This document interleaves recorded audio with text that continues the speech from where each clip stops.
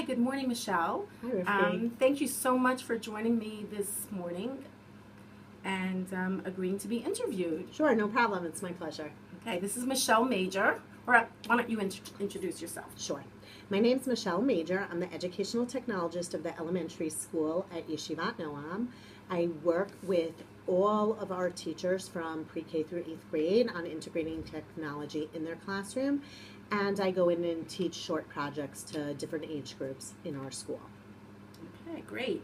So the first question that we want to ask this morning is, what do you do to stay up to date on the technologies available today?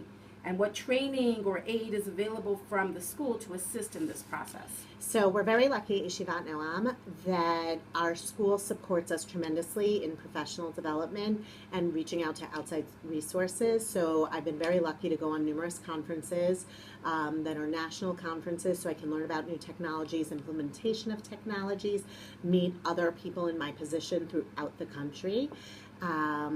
That's one piece. If I want to go out to any local professional development pieces, I can. I've gone to makerspace things. I've gone to just short seminars. I've gone to openings of new apps, just so that I can keep on top of it. I also love certain things like Free Tech for Teachers and following different people on Twitter to see what they're putting out there. So you also have to do a little work on your own to stay up to date. It's not just the professional development that's offered through the school. Okay, great. Thank you. What are some emerging technologies that you are excited to be able to integrate into the classrooms that you work with? And what are benefits that these technologies will bring to the classroom? So one thing which I actually started last year in our pre-K class was using BBots, which I actually have right here, is a small bot that allows children to do pre-programming skills. One technology or skill that I really want to focus on for the students of Yeshivat Noam is pre-programming, programming, coding, and robotics for our students, because I think these are very important skills for the jobs that these children will have in the 21st century. Many of the jobs, as we know, are going to be STEM or STEAM related, and so in order to prepare our students for the work world and for secondary school and college that they'll see, they really have to feel very comfortable with engineering and coding. This is the way we started with our 4-year-olds, by letting them just think out process, pre-code. In our higher grades, we really enjoy doing things like Scratch, Code.org, Tinker. I would love to see more robotics coming in, specifically Lego robotics, into our school, because I think it offers the children an amazing opportunity to be learning about engineering and having a great time doing it. In addition, something that I would like would be to have a formal makerspace for our children to explore and create on their own and come up with problems and solutions that they can solve. Wow, that sounds awesome. What challenges do you see that may emerge as we begin to incorporate new technology into the classroom?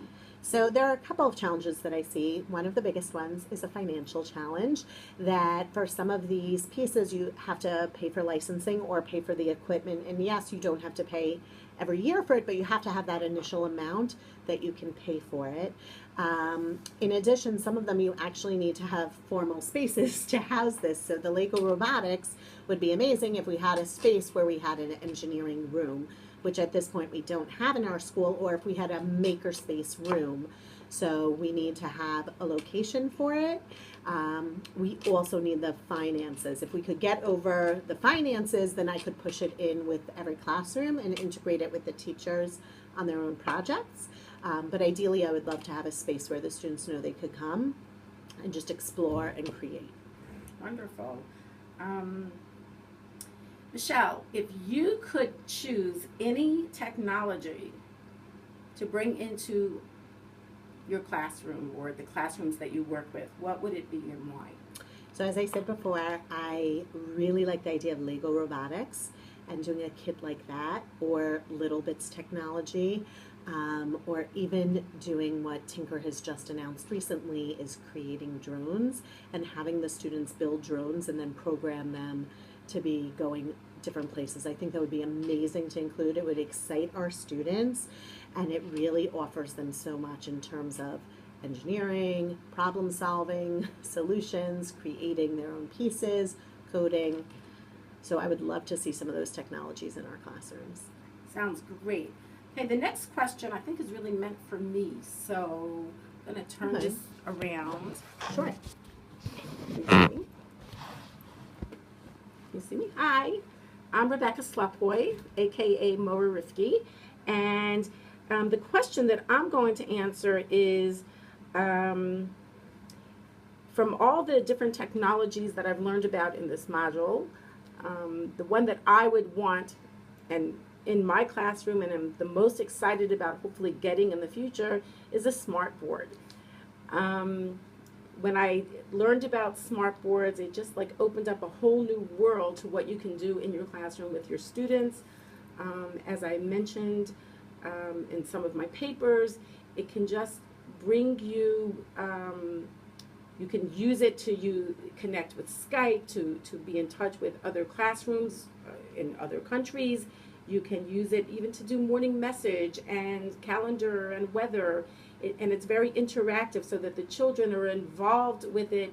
They're not just sitting there watching something, but they're interacting with the smart board as well. It can be used in any lesson or unit that you want to teach because it's big and the kids can all see it at the same time. And it's just a very exciting kind of technology that I would absolutely love to have in my classroom. Since I don't have one currently, I'm hoping to use the Apple TV as sort of a improvising, not with a smart board, but to make something bigger that the kids can be able to all see at the same time. I hope this week to use it to teach them about the process of how bees make honey. And there's just so everything that you teach can really come alive using something like a smart board. Or an Apple TV. So that would be the thing that the technology that I would love, love, love to see in my classroom on a regular basis. Thanks for listening. Have a great day. Bye.